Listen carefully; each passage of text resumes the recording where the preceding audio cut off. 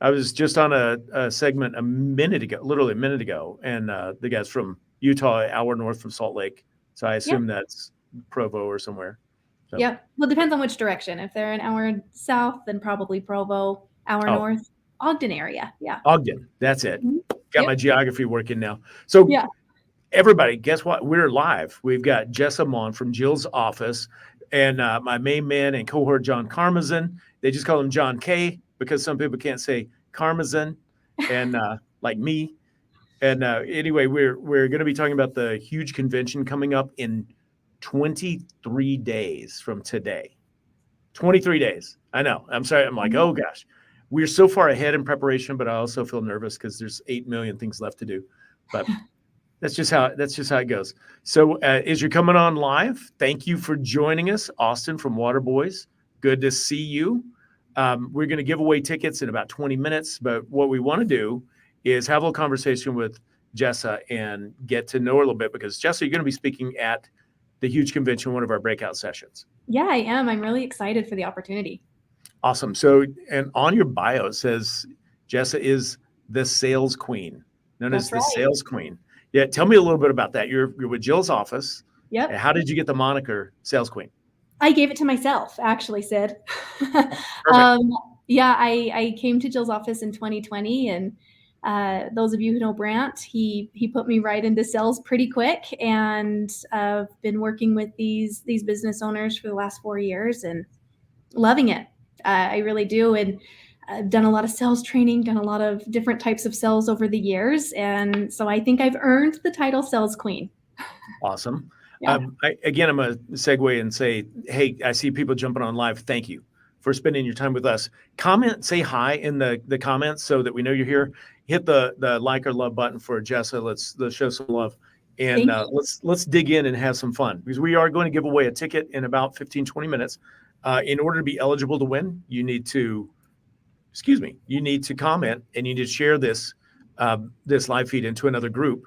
And then we're going to ask a trivia question and, like fireworks will go off and you win a ticket and go, oh my God, I can't believe it. And be like, the price is right. It's awesome.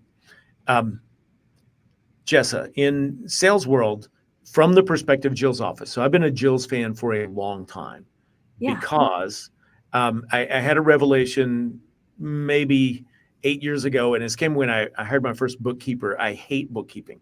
I hate data entry. It's like nails on a chalkboard for me. And I found somebody that I just bumped into and they absolutely love bookkeeping. They love data entry. And I was like, oh my gosh, somebody loves the thing I hate and they're good at it. What else can we do? Right. And so that came to like, I found Jill's office is like, oh my gosh, somebody that's better than me at something I think I'm great at. Mind blowing. So with sales in Jill's office and context, you talk and deal with a lot of people and help them. What are some of the things that a small business owner, home services like John and myself, you've got 5, 10, 20 employees, you're hustling, probably wearing too many hats. What can we do that's low hanging fruit and simple so that we can make more money in our business? How can we increase our ticket or what do we do? Where's the hole in my bucket? Yeah, I think, like you said, Sid, they're wearing so many hats. These business owners, I think they start their businesses to get some freedom and they go from working 40 hours a week to working 80 hours a week because they've got so much that they're doing. And, I think delegating is going to be your best friend. And I think it's scary for some of the business owners that I talk to because, they've built this business from the ground up. It's their baby. It's how they provide, food for their family. It's a big deal. And feeling like delegating can feel a little scary because, if you're the business owner, you know what you're talking about, you're passionate about what you're talking about, you can sell it. But I think that's what I see from most of, at least my clients here at Jill's office, is that they just need help delegating. I think, especially with your phones, it can start to feel like a burden when that phone's ringing nonstop, but it's really a blessing for your business. I don't think I need to tell you guys the phone is the lifeblood of your company and it's important to answer. I think it shows your clients that you're responsive and that you're there for them. And I think, that's a huge thing. Yeah. So what can somebody expect? Let's say, somebody calls your company and they don't have a relationship with your company and that call, you don't answer it, it goes to voicemail, what happens most of the time? I would say what I've learned, working with people in the home services is the customer is the most impatient customer. They want the work done now. And if you don't answer, they're going to go down that list on Google and find someone that does. It's usually how that's going to go. And if you're on a job or if you're in a meeting or if you're at a marketing or networking meeting, whatever that looks like, and you don't answer that phone, it's possibly a lost opportunity. Yeah. And so for most companies, you can figure out this math pretty easily. You go, what's your average ticket? Yeah. How many new leads does it take to close a job? For us, our average ticket for window cleaning is $450. Nice. And if our closing rate's higher, but for the sake of math, I go 2 people get a bid, 1 books. So 2 calls is equal $450 to me. If I don't answer the phone once, I just set $225 on fire. It's gone. Yeah. You flushed it on the toilet. Yeah. And I'm sure you hear it. And John, I'm sure you hear it. I've said it. I'm like, oh, it's too expensive to hire somebody to answer my phone. I'm like, really? How much are you losing by not doing it? Let me ask a question. John, I'm going to pull you in. Because you've grown your business, how long have you been in business? Like 12 years, right? 12 years, yeah. Yeah. And you've got about 20 employees now. What was, when it was you and you were hustling, you got that first power washer, what was the first thing you delegated? Man, thinking back, I hired another technician so I could get out of the field is really the first thing I delegated. Then it was having my wife answer the phone when she was able to. So, and then she got too busy and wasn't reliable to be able to answer the phone. She didn't mean it like that, honey. Yeah. She knows what I'm talking about. She'd be the first to admit it. But yeah, it's figuring out, okay, well, like you said, Sid, pointing that out, once you do the math and realize how much it's costing you by not answering the phone, it's like, we got to fix this right away and figure a viable solution. So, once we learned about Jill's office, we are a customer as well. Like, it's a no-brainer. It really is. So, Jess, I had a kind of a follow-up question, because one of my personal, I guess, boundaries to pulling the trigger on that was like, what's the ramp up time and the onboarding and the training and all that, because we're answering the phone. We know all of our things. We know our service area and all the logistics and all the little nooks and crannies of our business. For me, that was I think a hesitation to pull the trigger on hiring a service like yours, because I'm already overwhelmed. I don't have the capacity to sit down and walk through and train somebody. I just need somebody to do it and take it off my plate. Right. So could you talk a little bit about that and how you sort of onboard new clients and what that looks like? Yeah, I guess let me start with talking about our Jills, because the Jills are essentially the people that are answering the phones for you if you use our service. And they go through a 2-month training course. 70% of my clients are in the home service industry. And so when they're in those training courses, that's what we're teaching them. We're teaching them your lingo. We're teaching them your systems. They can log into House Call Pro and Jobber and ResponseBid. And so these are the things that we're teaching them. We've been doing this for 9 years now. We turned 9 on March 2nd of this year. And yes, it's awesome. Yeah. And so we've really figured out how to train these Jills in home services, because they're not pressure washers. They're not out there, cleaning windows or what it is. They're here answering the phone. And they sound really good doing it. And so what onboarding actually looks like is, since we've been doing this for so long, we already know the information we need from you. And so we have our new clients fill out, a little questionnaire form. I always joke that it's like a dating profile, but for your company. I want to know your service area, the services you provide, maybe the services that you don't provide, your frequently asked questions, any scheduling instructions that we might need. So that'll take usually my clients 15 to 25 minutes to fill out that initial form. And then they'll schedule an onboarding call with me or my team. And on that onboarding call, the very first thing that we do is we go through those call instructions together. And I guess what we're really looking for and what's really important is that that number one, that my Jills are set up for success, but that my clients' expectations are also being met. Onboarding can happen pretty quick. I mean, if we're in the spring season, onboarding might be booked out a little bit just because we get so busy. But normally we need just 48 hours to really get your account set up and to train your Jills in your company. And then you can start the call forwarding and we go from there.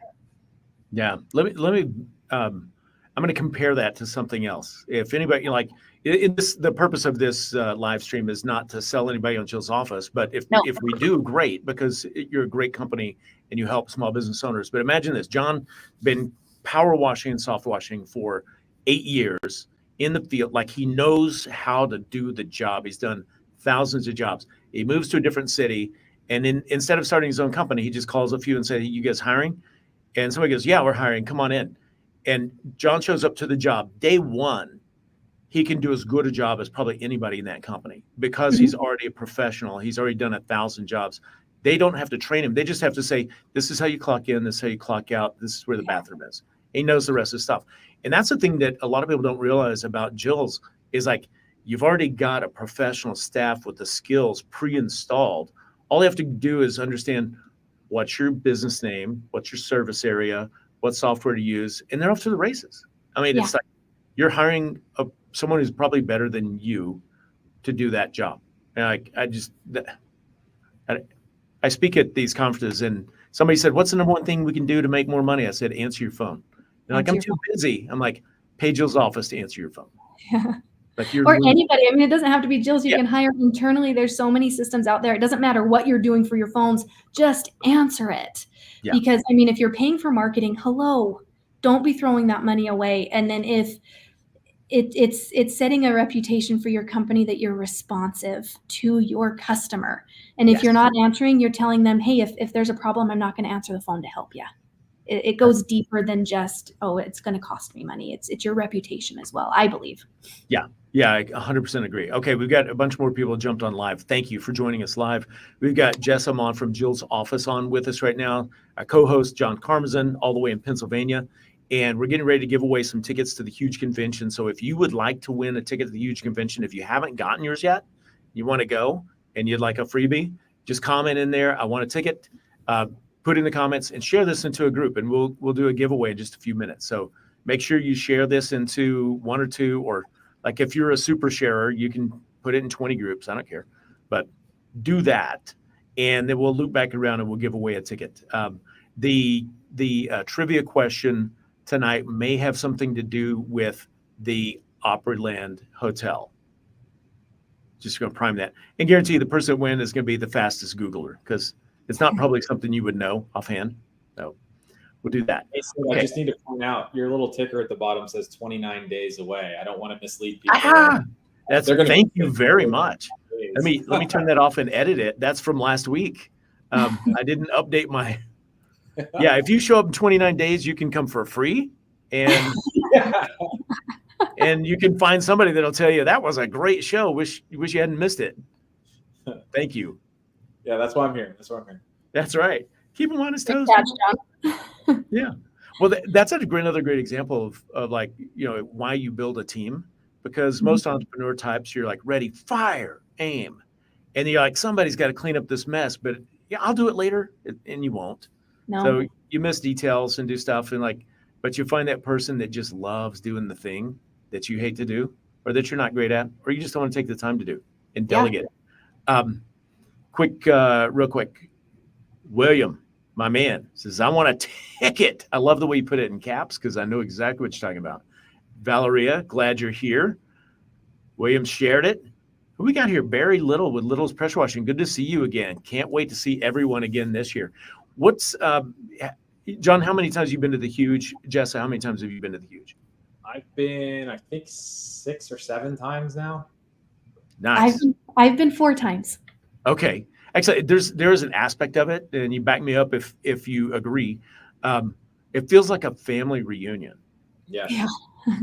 I love it. It's so much fun to hang out with people that understand your language. You don't have to explain to them what you do, because they do it too.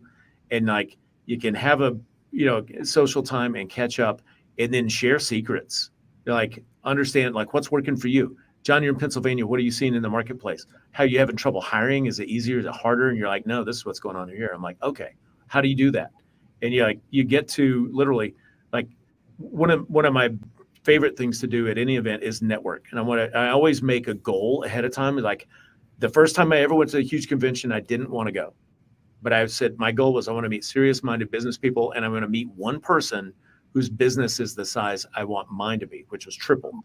And no kidding, I sat down in the first session. Howard Partridge was the keynote that year, 2017. And John, was that your first one in National Harbor? No, I didn't get there. I was Okay. in Nashville. Yeah, I missed that National Harbor one. Okay, it just happened. The guy sitting next to me, Brian Haggerty, his company was exactly 3 times the size of mine. And I'm like, let me take you to lunch. And he shared a couple of tips with me that literally for him were throwaway comments. To me, it rocked my world. We made an extra 25 grand that year based on his one flip comment. And he's from Jersey, and he was very direct with me too, because I said, why would you do that? He's like, don't be effing stupid, just do it. Like, he asked too many questions, just do it. Do you want to make it or not? I'm like, yeah, I do. And I did, and it worked, and it was great. And I don't know, that's part of the deal. Jessa, you're going to be teaching. Do you have your breakout title and stuff ready? Do you know what are we going to learn from you at the Huge? Yeah, I'm gonna, you guys, like I said, I've been talking to these business owners for 4 years, and I've been talking to them about delegating. So it's what I know. And so my title is Delegate to Dominate, basically like business freedom, break free from the things that are holding you back. And I think delegating is really a cool tool to have in your belt and to know how to do it, because I think a lot of our the guys that I talk to is there's a lot of micromanagement, There's a lot of, just holding on to things that you don't want to let go of out of fear or whatever it is. And so I want to talk on that. There's a lot of dangers that can come from not delegating, not just in your business life, in your personal life. And like I said, it's big for me that the people that I help are getting a sense of freedom. Because I think that's why we all became business owners, was to have some freedom in our lives. And then that business kind of starts to take it away. And so delegating, I think, is something we need to level up in the industry a little bit. Yeah, for sure. So what are some of the things that a small business owner could delegate pretty easily? We talked about hire someone to answer your phone. I mean, that's a big thing. Like, it doesn't matter if it's in-house, it's out-of-house. Like, take that off your plate. Get somebody that's dedicated to do that does it well. And it frees you up to do other stuff, and that piece doesn't get missed. What else can the small business owner take off their plate and delegate? That, like, let's say they're afraid to do, like, I'm afraid to let go. I'm micromanaging, but what's some low-hanging fruit that's going to free up some time and give me some more freedom back? I think you got to do progress over perfection is a big thing. Just get some processes in place and people that you trust. Like you said, Sid, get the people that love to do what you don't love to do. Whether that's bookkeeping or phones or sales. If you feel like, I don't want to talk to people. I mean, I think it was Kurt with ResponseBid. He didn't like the sell, so he created ResponseBid to help him. So figuring out processes like that. Find someone that loves to sell and set them loose, give them your leads. They can call on them. They can follow up on them, and things like that, that way you can focus on, all the other aspects of your business. You're wearing so many hats. Take some of them off, even if that means having your wife answer the phone for a little bit till you can scale and get someone to come into the business. Or if you have a friend that did accounting a while ago and they can help you with some bookkeeping, whatever that looks like, I think it can help you free up your mental space, because we're only given so much space. I mean, just like physically you can run out of energy, you can run out of energy mentally. And once we start to run out of energy mentally, we start making impulsive decisions. We start making not great quality decisions when it comes to our work or our processes, things like that. Yeah, for sure. It's decision fatigue. I mean, at the end of the day, we usually have a harder time making decisions than at the beginning because you're not fresh. But when you're overwhelmed, when you're running at maximum bandwidth, you've got, you've done it I do it on my computer. I don't know if anybody else does this, but I have 50 tabs open. And I'm like, why is my computer so slow? Stupid computer. And it's like, might be an operator error. Maybe that's the problem. Maybe it's me. Maybe it's me. Yeah. Are you guys familiar with Dan Martell, the author, businessman. He just published a book titled "Buy Back Your Time." Oh, You heard no. this? Yeah. So he started showing up in my Instagram feed, and one little video, interview clip or something, and he says, I literally don't do anything that someone else can do. Like, he is a master delegator, and he's committed to buying back his time, and he's done very well. But he's like duplicates himself, delegates it, finds the next thing, whatever he can. Some people call it delegate and elevate. It's like you have all this stuff that drags you down, and it might be cleaning your shop or cleaning the van at the end of the day or whatever. And we hired a high school kid that would stop by on Friday afternoon and spend 2 hours cleaning. Nice. And it gave everybody a break, and it was done right. And Yeah. it took it off everybody's plate. I was like, oh, that was easy. Something And so simple as that too. It just does. It can feel better. Yeah. And Sid, I think a trap that I fell in, you used the term delegate to elevate. A trap I fell in early on when I started delegating tasks out and stuff was it got off my plate. And I was like, oh, good. I can relax now. I don't have to do that. And like, I didn't fill that time with a more productive, revenue generating, whatever you want to call it, like task right out of the gate. It was just like, oh, I can breathe for a minute. And that's okay. Like, if you need that, if you're so overloaded, you need that capacity to breathe, then by all means take it. But don't live in that, because you need to replace it with something else that is going to help further and get you closer to your goals. Yeah. Yeah. 100%. Well, I tell you, excuse me, I put the banner up about 5 minutes ago that said ticket giveaway in 3 minutes. So we're at that time. Let's give away a ticket to the huge convention. If you go to thehugeconvention.com right now and click on get your tickets, I think tickets are $289 a ticket. So let's do this. One for free. If you're ready to win one, here's the way it works. I've got a trivia question, and the first person that answers correctly types it into the comments. And the way it shows up on my feed, I don't know how it shows up on YouTube or Facebook. I've got a separate feed. The first one that shows up and it's correct, you're going to win. And we'll give you a code for a free ticket, and you'll be off to the races. You join us in Nashville in 23 days, not 29. Right, John? That's right. Okay, cool. So here's a trivia question. John, maybe I need you to be a fact checker. Let's make sure we're accurate. This year, the huge convention is at the Opryland Hotel in Nashville, Tennessee. Opryland is one of the 30 largest hotels in the world. That surprised me because, the Vegas resorts are giant. But the question is, how many guest rooms does the Opryland Hotel have? How many guest rooms does the Opryland Hotel have? And the first one to type it correctly in the comments is going to win that ticket to the huge convention in just 23 days. And we're all going to go there. We're going to learn from Jessa. We're going to learn from Donald Miller, our keynote. We're going to learn from Tommy Mello, the $200 million service unicorn. And he never holds back. And you're gonna meet the people, learn the stuff, and be at the trade show that can catapult your business forward. So that's 23 days from now. And I'm talking good stuff, but I'm also stalling until somebody types it in. So who said I want a ticket? Valeria, I'm counting on you. William, jump in the game. Who wants to go to the show and grab that ticket? Let's go, and let's do this before I reveal our winner, because we're going to see the things there. I'm starting to get some answers, and I'll reveal the winner in just a second. Are you guys familiar with Donald Miller? Yes. Our keynote speaker? Yeah. So Donald Miller, his first book was a fiction book that did very well, but then he got into, as a storyteller, he wrote the book, How to Build a Story Brand. How to Build a Story Brand. And his keynote this year is from another book and from his podcast, Business Made Simple. And I love that because the phrase, which is very true, simple scales, complex fails. He's going to teach, he's condensed it to such a beautiful, actionable, like, just do this. There are 5 things you need to focus on. 1, 2, 3, 4, 5. You do those, your business is going to start sailing on its own. A big part of that is delegating. It's finding the right team and doing the right things. But I am such, and I'm sorry, put it on the record, I'm a fanboy of Donald Miller. I can't wait. Oh my gosh, it's gonna be so much fun. So anyway, well, I spend enough time chatting with myself while you're listening. Thanks for being my captive audience. We have a winner. The number of hotel rooms in the Opryland Hotel, I'll put it on the screen. It is 2,888 rooms. William, you're the first one to pop it in here.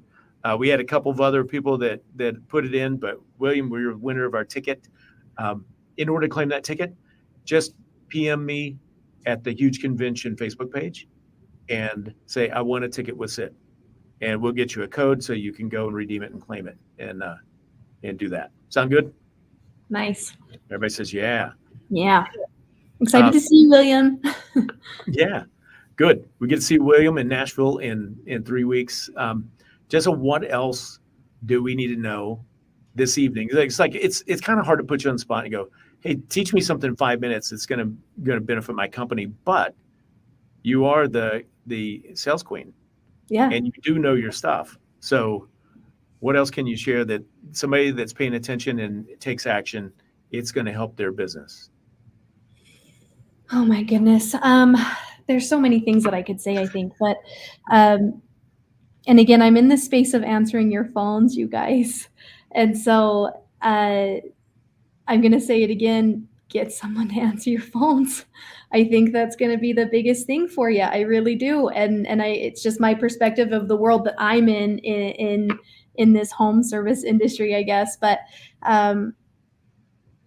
answer the phone. I can't believe how many people are using their voicemail. I mean, that's why Jill's office was created.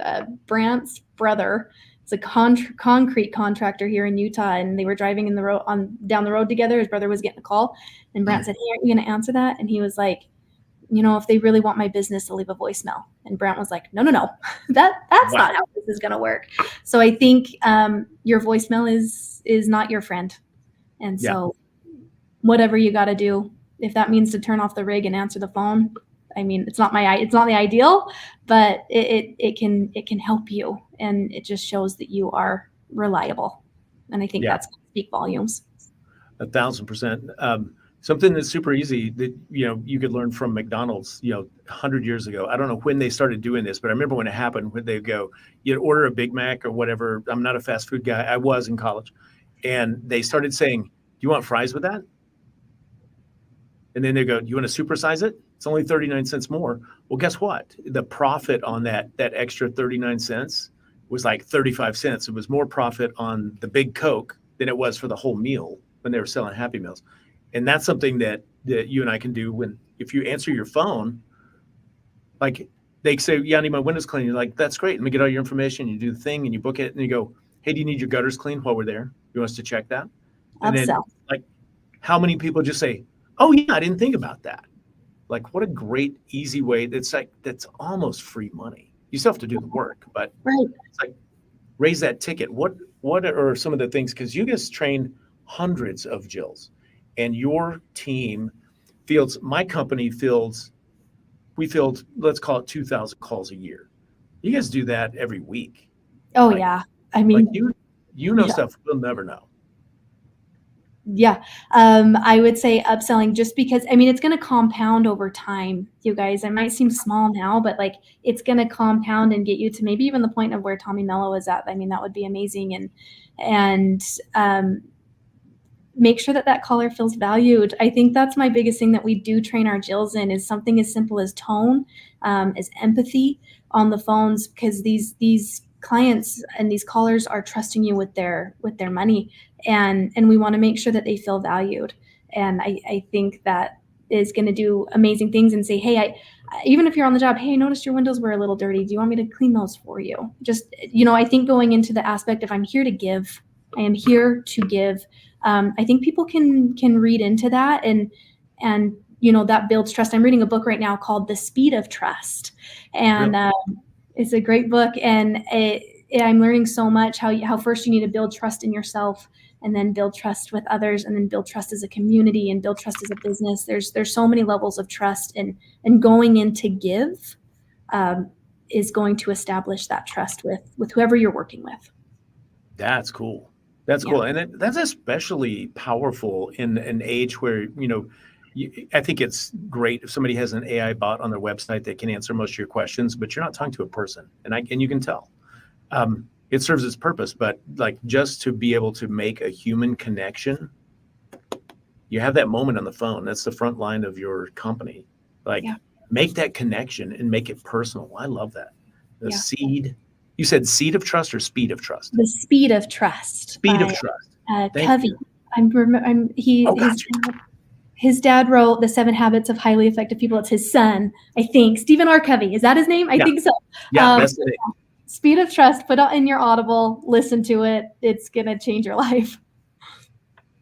That's cool. Yeah, and I stuck it up here in the comments. Valeria said, I can't express the amount of companies that lost my business simply because they didn't answer the phone.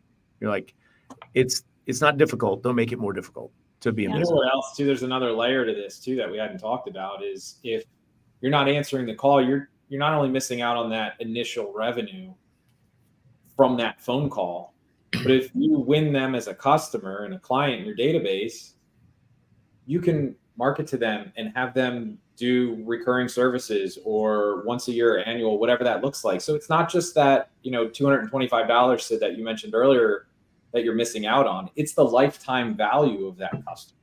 So really, if you think about it, big picture, potentially not answering your phone can be costing you thousands of dollars per call for the lifetime value of your customers. You would take that a layer deeper. If you're competitive and you're paying for marketing, let's say you put out 1,000 door hangers a week and that phone rings and you don't take the call, they call somebody else. You paid for the marketing for somebody else to get the customer. Yes. That hurts. That hurts. Yeah. You're paying your competitors' marketing. How about that? Yeah. Don't do that. Don't put your competitor in better business just because you didn't do your thing. And Valerie, that's correct. You get the referrals too. So it's not just lifetime value, it's the total value of a client. That'd be fun to calculate. That's cool. That's like, what was the old thing? Anybody can count the apples on a tree? No, you can count the seeds in an apple, but who can count the apples in a seed? I've never heard that, but that's a good one. It makes sense. Yeah. Well, cool. Well, thank you very much for joining us. Jess, I look forward to seeing you again. It's been a year. Yeah, looking forward to it. Everybody that joined us live, thank you. Congratulations, William. Got that ticket. And you messaged me already. I'll get back to you and get you that code. It'll be late tonight or in the morning before I get it to you, but thank you. We got you covered. And anything else you want to share before we go? Really, guys, I'm just excited to see you. I agree with Sid that the Huge has an energy and it is like a family reunion, and I'm excited to be in Nashville with you all. Awesome. Well, we'll see you all in 3 weeks at the Upper Lynn Hotel in Nashville, Tennessee for the Huge convention, and I can't wait to see you there. Thank you, Jessa. Thanks, guys. Hey, Jessa. Bye.